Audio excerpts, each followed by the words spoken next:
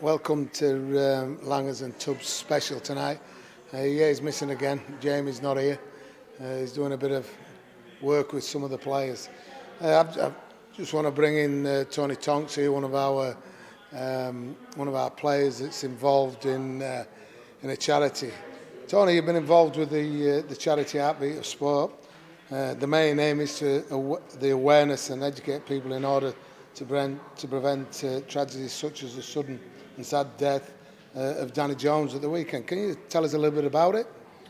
Yeah, I'd just like to start with sending our deepest sympathies to the family of Danny Jones and his family, and Keighley Cougars family, and the rugby family as well, because I think it's hit home, it's hit hard, it's hit home, and everybody's wanting to get involved, and everybody's saddened by what's happened.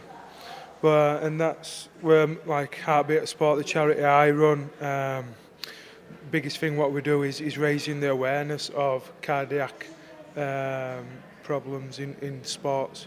So talking about heart failure and heart attacks and the list goes on, and being able to spot these problems in sports. So what my charity goes on about is raising the awareness of it, going out and helping sports clubs, community clubs, schools receive defibrillators, and what defibs do, they are life-saving equipment, and we help promote these and help these organisations receive them, and we also supply the CPR and AED training as well, and by doing that we are educating the public how to help save a life, because something that you have to do is notice that there is a problem and act quick, and by acting quick you've got every chance of saving somebody's life. Mate, I know you've been pushing really hard to get the Rugby League to support you and that. Obviously the sad news of Danny will push it to the fore again with you, because I know after the game on Sunday you was really angry and upset about it, but what's the next step, I guess, and what we're going to do to make sure that something like this tragedy don't happen again? We're very upset. Rugby is one of them games where it's a rugby family, everybody's family. You're getting stuck into your opposition, but at the end of the day, when you come off field with your opposition, you don't want anything like this to happen at all. We've lost people like St. John Ellis, we lost Leon Walker, Adam Wateen, I don't think we need to have any more hurt in the game. I think that we have to everybody get behind raising this awareness about ECG screening, and getting behind the RFL and everybody else of making changes for the well-being of the rugby players and the staff and everybody involved in the game. Well, obviously, year after year, the intensity of the competition and what's the demand of the players gets higher and greater. Do you think it should be mandatory? Without a doubt. Best way of putting this is that when I signed at Sheffield Eagles, you told me expectations. You've got good expectations of where you want your players. Tony Tonks signed at Sheffield. I've got to be on my game. I've got to be fit.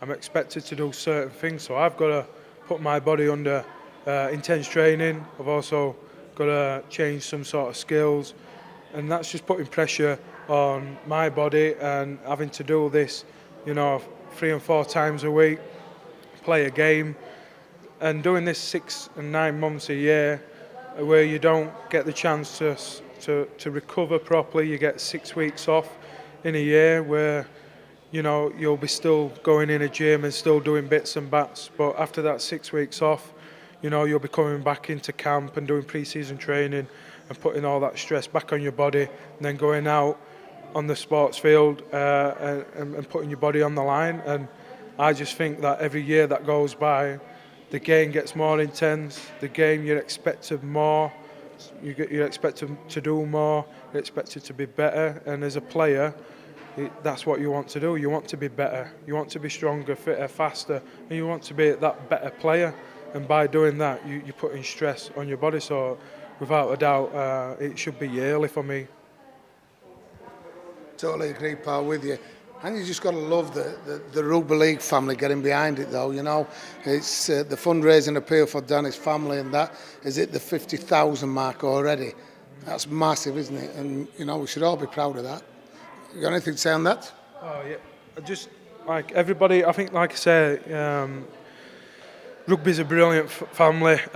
You know, we've got Super League players who are shaving their heads, you know, raising the awareness of what's happened, and I take my hat off to these guys. That, you know, they're doing all they can to get the awareness out there, to also help the family of Danny Jones and help Keighley Cougars, because what we can't forget is that, you know, it's an hard time for them, and you know, we just need to get behind this cause and help out as much as we can. Yeah, and just a couple of tweets there. You know, James Whalen, Sheffield Eagles fan, you know, pales in everything else into insignificance when something like this happens. You know, Sammy from Bradford, the club's aside, it's a time for us to come together as the sport, and it's something like this that does. You know, it's even come from, you know, in Australia, people from Australia, sorry to hear about the news from a sportsman to another sports. Rest in peace. Thoughts to your family and friends. That's Mark Newballs. Mark Newball from Australia. And it's hit over there as well, hasn't it, you know?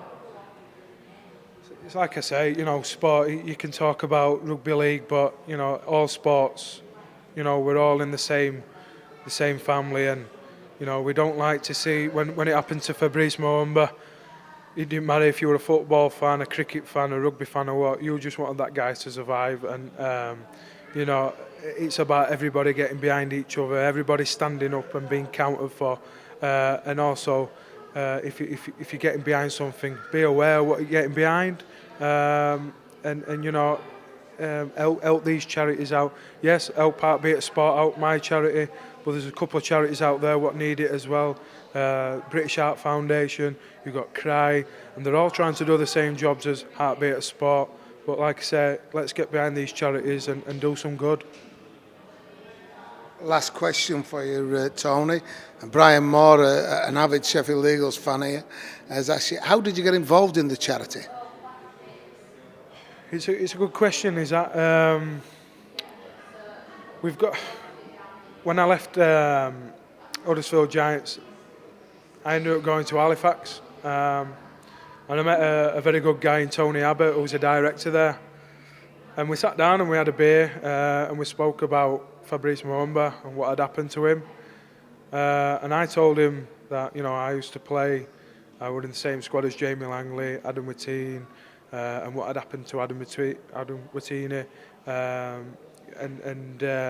and he, you know, we had about an hour talking about what had happened to Fabrice and what we could do about it. And Tony says, well, I'm willing to put my hand in my pocket here and set something up. Would you run it for me, because you've got a lot of passion for it?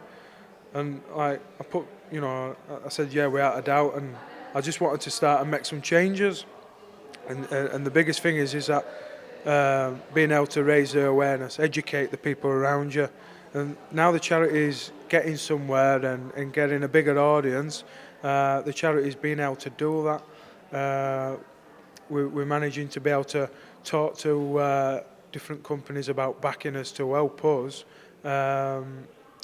organise a day where we can bring 100 people in one day and learn them how to do CPR and AED, and you know, and manage a tragic situation, and know what to do and not to panic and to act fast. Another what we're doing is getting people to try and back us so that we can set this screening up properly, because I only started putting a team together last year to do screening programs, and we're a little team. We've got a doctor, 2 nurses, a couple doing admin. That's all we've got to do, this screening, and we need more help. We need more backing. We need that bit more to push us, because we are wanting to do the right things but we're limited to what we can do with his resources and things. And at the minute, we've done 4 ECG screening days in amateur clubs. We've done a rugby team, a running team.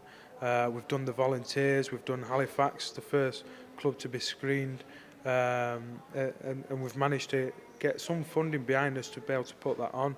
But there's still certain things what we need, like equipment, and that's what we really need is that bit of backing there. So the message is quite simple, isn't it? If there's anybody out there that can help Tony with the heartbeat of sport and again stop these tragedies happening, and I suppose the final thought goes to Danny Jones's family, and we're all with you. Good luck.